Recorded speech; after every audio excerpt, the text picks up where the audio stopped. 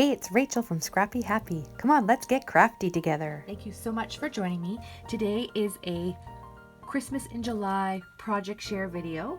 I'm a part of the PHA group here on YouTube, and there was a huge challenge that was hosted by my friend Christian from Christian's Crafty Adventure, and we together created projects around themes of DIY embellishments, 3D projects, cards, pretty packaging, tags, gift cards, you name it. Lots of different things. And Christmas in July is a great way to get a head start on your Christmas projects. And so I'm going to show you what I created for the month of July. I know it's a little late, but better late than never. So this first project is a little clutch. This was actually inspired by my friend Jenny from Crafty Hilo Girl here on YouTube and Instagram. She made this cute little purse using a KF's Crafts die. I really wanted to make it, and I knew that the KS Crafts die would not arrive before the end of the challenge. So I really enjoy the challenge of using my Cricut to make projects that look like other people's projects without having to buy all the dies. And so this is one of those projects. And so what it is, it's just a little clutch, and I've decorated it with my own DIY embellishment. This 3D snowflake came from the dollar store, and then this little stamped images and sentiment came from a stamp, so this DIY coloring. So that's one of them. I also made another clutch. This one was actually the first one I made, and I put a little dangle on it as well. And so this little milk carton and Santa with the cookies was again made with my Cricut and my coloring of stamped images and creating my own embellishments, a part of embellishment week. And then the dangle is just coordinating paper and beads and some dangles that I had in my stash, and I just think that looks super cute. Now another 3D project that I created is this purse. This is called the Monica. It's part of my friend Christian from Christian's Crafty Adventures Friends Purse tutorial series, and it is an adorable little bag that actually I got is resized to hold. Oh, and I have it. I use snaps. It is resized to hold A2 size cards. So it holds quite a few cards. So when I pull out my cards here, I think it will hold about six different cards. So you'll see here, just like that, the cards fit in there. So it will make a nice little gift at Christmas time for a crafty person out there. So cards, I made about 6 Christmas cards. I had fun making other things this year. Last year I made tons of Christmas cards with thinking I was going to do a craft fair, but this year I don't even know if craft fairs are going to be back up and going, so I just thought it was safer and more fun just to make some cards and other projects. Sorry, I'm banging my camera here. So that's one of them. Just dies and stitching. I started using a sewing machine for Christmas in July, just around that time. So you'll see that I have lots of images that are, or projects that have the stitching on it.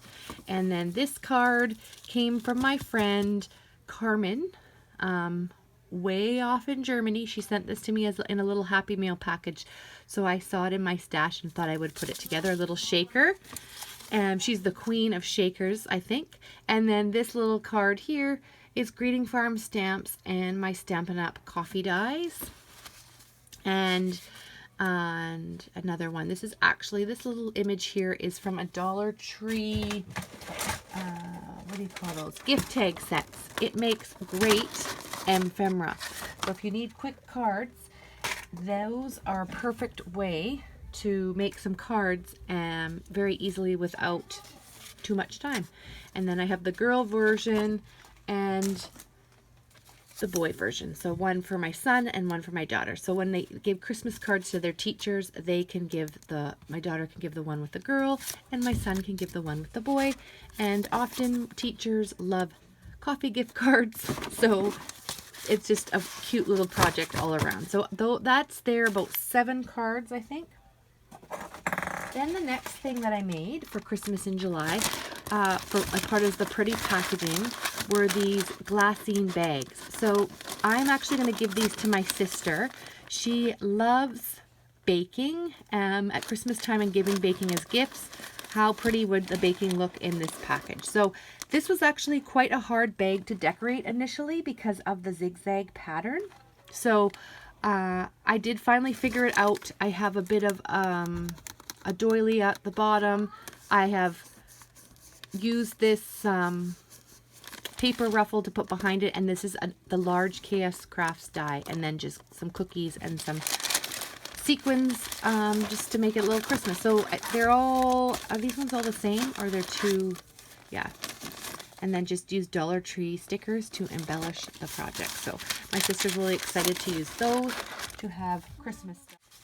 Okay, and here we have some frap cups. So for those of you that have been following me for a while, you know that I love coffee cup stamps, dies, and you name it, projects. And so I can't go without a collection or a season without somehow incorporating coffee cup.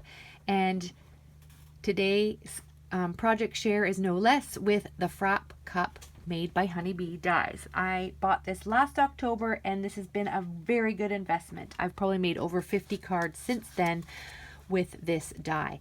So it is paired so nicely with the Greeting Farms digital pumpkin spice stamp, and I cut the tree out with my Cricut.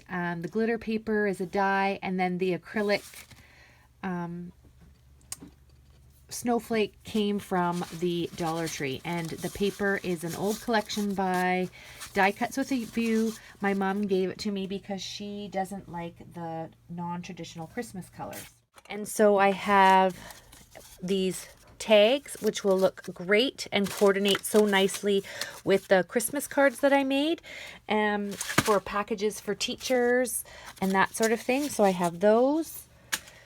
Then I have these shakers, Christmas tree shakers. I made them in mind, thinking about my son and my daughter and when they wear Christmas pajamas. So I have 4 of those that I've made. Then I have some milk bottles that I've cut out with my Cricut. Christian made some cute projects with a stamp and made it doodlebugged. And doodlebugfied, can't even think of how it's pronounced.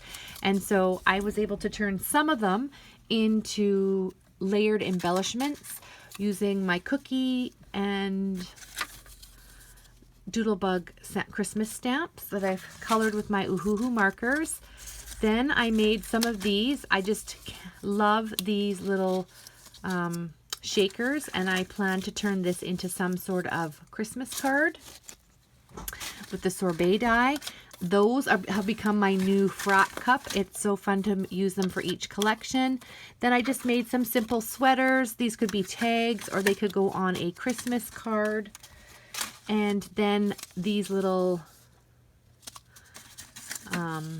cups, which are also going to be put onto some Christmas cards. I just ran out of time really for Christmas this year, and didn't end up using all the embellishments, so they'll be great to have on hand once I get closer with Christmas projects coming forward. So that, and then I just have some bows that was just left over with scraps, a tassel, and another little milk carton. So you can see that I was able to be quite productive for Christmas in July. I'm quite pleased with how everything turned out. My favorite projects, I would have to say, are these clutch purses and the frap cups. You could never go wrong with frap cups. So I have a lot of stuff here that is ready to go for Christmas, and it's so nice to get ahead of the game because it gets busy at the Christmas season, and as a teacher I'm often writing report cards, and it makes it very difficult to get Christmas crafts done while I'm getting my report cards written for my students. So there's lots here. Thank you so much for joining me for this episode of Let's Get Crafty, and I look forward to seeing you in the next video. Bye-bye. And I just forgot these two little bag toppers here with all my collection when I was sharing.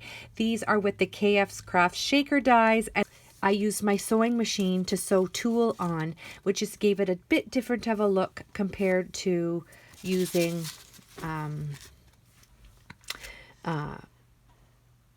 acetate. So thank you so much for joining me, and we'll see you all next time. Bye-bye.